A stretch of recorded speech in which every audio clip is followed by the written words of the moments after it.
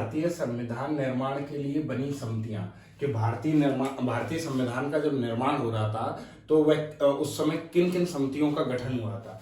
ठीक है, यह था उद्देश्य का जब प्रस्ताव आया था, उद्देश्य का प्रस्ताव तृतीय बैठक में आया था। उद्देश्य के प्रस्ताव पारित होने के बाद संविधान निर्माण के लिए विभिन्न समितियों का गठन हुआ।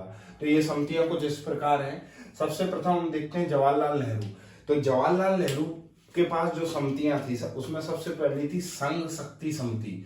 संघ शक्ति समिति का मतलब कि संघ की शक्ति किस प्रकार की होगी, उसकी संघ की शक्ति किस प्रकार की होगी तथा संघ की शक्ति के प्रकार क्या है, मतलब क्या क्या अधिकार होंगे संघ के पास।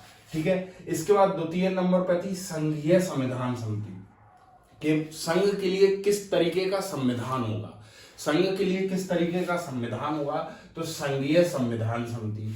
तृतीय नंबर पे आते हैं राज्यों के लिए समिति। इस राज्यों के लिए समिति का मतलब है कि केंद्र व राज्यों के बीच संबंध स्थापित करने के लिए क्या क्या प्रावधान होंगे, केंद्र व राज्य के बीच संबंध स्थापित करने के लिए क्या क्या प्रावधान होंगे, वह इस समिति में इस समिति में इससे संबंधित प्रावधान रखे गए। फिर बात करते हैं हम सरदार वल्लभ भाई पटेल। तो सरदार वल्लभ भाई पटेल के पास थी प्रांतीय संविधान समिति, मतलब कि प्रांतों के लिए किस तरीके का संविधान होगा। ठीक है, द्वितीय पे मूल अधिकार संबंधी समिति। यहां पर हम देखते हैं कि मूल अधिकार की प्रकृति कैसी होगी, मूल अधिकार कितने होंगे, मूल अधिकारों में नागरिकों को क्या क्या अधिकार दिए जाएंगे, इससे संबंधित ये समिति थी। इसके बाद अल्पसंख्यकों से संबंधित समिति। अल्पसंख्यकों के लिए क्या विशेष प्रकार के आरक्षण होंगे, अल्पसंख्यकों के लिए क्या विशेष प्रकार का संविधान में जिक्र होगा, इससे संबंधित समिति अल्पसंख्यकों से संबंधित समिति थी। ठीक है, इसका जनजातीय क्षेत्रों से संबंधित समिति। जनजातीय क्षेत्रों में किस तरीके का प्रशासन होगा, किस तरीके का शासन होगा, उनको किस किस क्षेत्रों में बांटा जाएगा, उससे संबंधित समिति जनजातीय क्षेत्रों से संबंधित समिति। ये भी सरदार वल्लभ भाई पटेल के पास थी। सरदार वल्लभ भाई पटेल के अंडर 5 उप समितियां भी थी। ठीक है, 5 उप समितियां भी थी, जिसमें से मौलिक अधिकार से संबंधित जो उप समिति थी, मौलिक अधिकार से संबंधित जो उप समिति थी वह थी जेवी कृपलानी के पास। मौलिक अधिकार से संबंधित जो उप समिति थी वो थी जेवी कृपलानी के पास। अल्पसंख्यक से संबंधित उप समिति थी एससी मुखर्जी के पास, श्यामा प्रसाद मुखर्जी के पास। और जनजातीय क्षेत्रों से 3 और उप समिति थी, जिसमें एक के अध्यक्ष थे गोपीनाथ, दूसरे के वरदोई, तीसरे के एवी टक्कर। ठीक है, इसके बाद बात करते हैं राजेंद्र प्रसाद की। तो राजेंद्र प्रसाद सबसे वरिष्ठ और सबसे वयस्क नागरिक थे, तो इनके पास संचालन होगा। सबसे पहला तो संचालन समिति इनके पास थी। दूसरे पर विषय समिति के संविधान निर्माण में कौन कौन से विषयों पर जिक्र किया गया। ठीक है, तीसरे पर नियम समिति के क्या क्या नियम होंगे, संविधान निर्माण के लिए क्या क्या नियम होंगे, उससे संबंधित ये समिति थी। इसके साथ साथ एक महत्वपूर्ण झंडा समिति। झंडा समिति राजेंद्र प्रसाद के पास थी, ना कि जेवी कृपलानी के पास। झंडा समिति किसके पास थी, राजेंद्र प्रसाद के साथ। इसके बाद बात करते हैं सर्वोच्च न्यायालय से संबंधित जो समिति थी वो थी एस वरदाचारी के पास। सर्वोच्च न्यायालय से संबंधित जो समिति थी वो थी एस वरदाचारी के पास।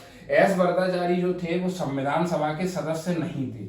यहाँ पर ये इंपोर्टेंट है, एस वरदाचारी जो थे वो संविधान सभा के सदस्य नहीं थे। ठीक है, तो अगली हम बात करते हैं छठे नंबर पर प्रारूप समिति। कौन सी समिति, प्रारूप समिति। सबसे महत्वपूर्ण समिति होती है जो संविधान का प्रारूप तैयार करती है। इसके गठन की तारीख याद रखिए 29 अगस्त 1947। 29 अगस्त 1947 को इस समिति का गठन होता है। एक अध्यक्ष और 6 सदस्य होते हैं। टोटल इसमें 7 सदस्यीय यह समिति होती है अध्यक्ष के समेत। इसके जो अध्यक्ष होते हैं वो डॉक्टर BR अम्बेडकर यानी भीमराव अम्बेडकर होते हैं। इनके बारे में देखिए, ये सबसे पहले संविधान सभा में बंगाल से निर्वाचित होते हैं, परंतु जब पाकिस्तान का विभाजन हो जाता है तो इसके बाद इनका निर्वाचन बंबई प्रांत से होता है। ठीक है, BR अम्बेडकर इसके अध्यक्ष होते हैं। इसमें 6 सदस्य होते हैं। सबसे पहले एन गोपाला स्वामी अयंगर, दूसरे पे अल्लादी कृष्णा स्वामी अय्यर, तीसरे पे डॉक्टर KM मुंशी, फिर सैयद मोहम्मद सादुल्ला एकमात्र ऐसे होते हैं जो मुस्लिम लीग से चुने जाते हैं।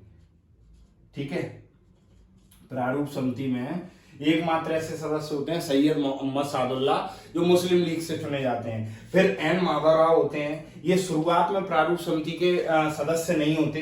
बीएल मित्र का स्वास्थ्य खराब होने के कारण, बीएल मित्र क्या कर देते हैं, उनका स्वास्थ्य खराब रहता है तो वह क्या कर देते हैं, त्याग पत्र दे देते हैं। तो उनकी जगह कौन आते हैं, एन माधवराव।